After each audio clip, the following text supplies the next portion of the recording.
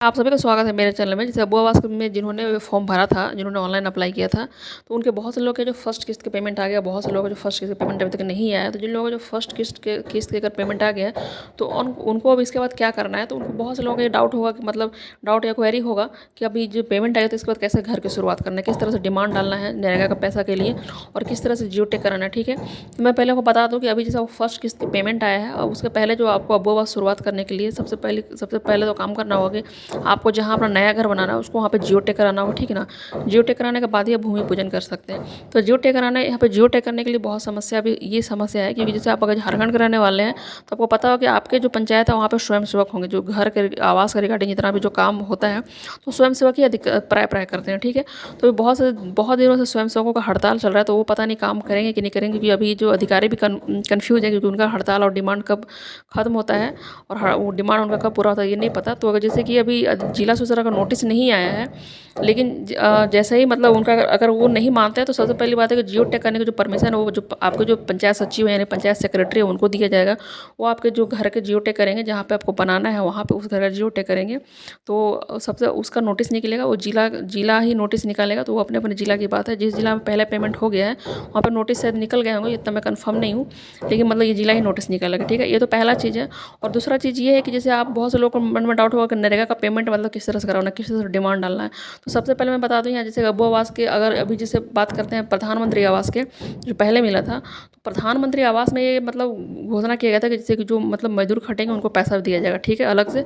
तो उस तरह से अबू आवास में भी घोषणा है। इससे पहले जो इंदिरा गांधी आवास था उसमें ये घोषणा नहीं था। ठीक है, तो ये आवास की बात होती है, सरकार की बात होती है, कौन घोषणा करता है कौन घोषणा नहीं करता है। तो यहाँ पे इन्होंने घोषणा किया है, लेकिन वो चीज़ अभी तक उस बारे में कोई नोटिस नहीं निकाला है कि किस तरह से डिमांड लगाना है लाभुकों का और किस तरह से नहीं निकालना है।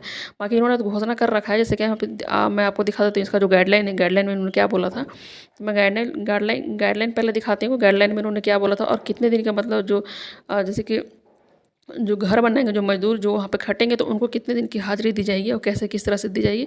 तो आप यहाँ पे देख लेना कि क्या है नहीं है। ठीक है, तो मैं आपको बता देती हूँ कि यहाँ पे सारा उसका गाइडलाइन में दिया हुआ है। जैसे यहाँ देखिए लिखा हुआ है कि फर्स्ट में अबू आवास योजना लाभार्थियों को महिला स्वयं सहायता समूह के अंतर्गत अनिवार्य रूप से आच्छादित किया जाएगा। ये तो अलग है। घर के निर्माण के लिए यूनिट सहायता राशि के अलावा मनरेगा अभिसरण के तहत 95 मानव दिवस अकुशल मजदूरी भुगतान करने का प्रावधान है।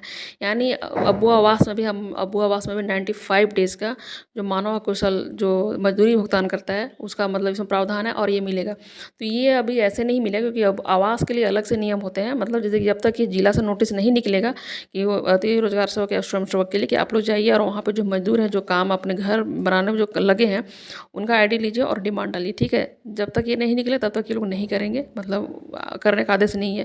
तो अभी फिलहाल निकला नहीं है बहुत से जिलों में। अभी मुझे नहीं लगता कि कहीं पर निकला हुआ है क्योंकि अभी तो पेमेंट ही हो रहा है। तो ये पेमेंट निकलने के बाद ये सब चीज़ होगा, जैसे ही जियो टेक हो जाएगा और फिर आपके भूमि पूजन होंगे, वहाँ पे शायद मुखिया भी जा सकते हैं। भूमि पूजन होने के बाद ही आप डिमांड डाल सकते हैं। मैं सबसे पहले बता दूँ, बहुत से लोग अगर ये नहीं पता है कि डिमांड क्या होता है, तो मैं बता दूँ कि जो सरकार है, सरकार ये कहती है कि आपको घर बनाने के लिए जो राशि दे रहे हैं उसके अलावा जैसे आप घर में जो मजदूरी करेंगे तो हम उसका भी आपको जो पर डे के हिसाब से जो मजदूरी है वो भी हम देंगे। ठीक है, तो ये सरकार का प्रावधान होता है। घर बनाने का जो 2 लाख अलग से है वो इसमें आपका कटेंगे नहीं, वो आपका अलग ही रहेगा। उसमें सरकार का कहना है कि ये आपके जैसे घर निर्माण में जो आपको जो छड़ बजरी ईंटा वालों जो लगेंगे उसका खर्चा है। बाकी आप जैसे पर डे जो आप मजदूरी कर रहे हैं, घर चाहे का है नहीं आप ही का हो, लेकिन उसका भी मतलब मजदूरी दिया जाएगा। तो यहाँ पे एक बात का ध्यान रखिएगा, घर में अगर आपके जितने भी मेंबर है, अगर आपके घर के आपके नाम पे आवास मिला है तो घर के व्यक्तियों का ही आईडी डालें। ये जो डिमांड डालेगा नरेगा का जो डिमांड डालेगा जिसमें आपको मजदूरी दी जाएगी, तो आप घर के व्यक्तियों का ही आईडी डलवाइएगा तो ज़्यादा बेहतर होगा क्योंकि घर में ही पैसा आएगा। इसमें ऐसा होता ही है कि बहुत से लोगों को मतलब बहुत कम आईडी होता है, फिर लोगों को पता नहीं चलता है, तो वहाँ पे 1-2 आदमी जिनके नाम पे घर होता है उनका आईडी डाल दिया जाता है। बाकी जो स्वयं सेवक लोग हैं या फिर कुछ ऐसे बिचौलियाँ हैं जो अलग अलग से आईडी डाल देते हैं और पैसा मतलब इस तरह से निकासी कर लेते हैं, जिससे मतलब पूरी तरह से लाभ भी नहीं ले पाते हैं जिनके नाम पे घर होता है वो लोग। मतलब मैं ये नरेगा का बात कर रही हूँ।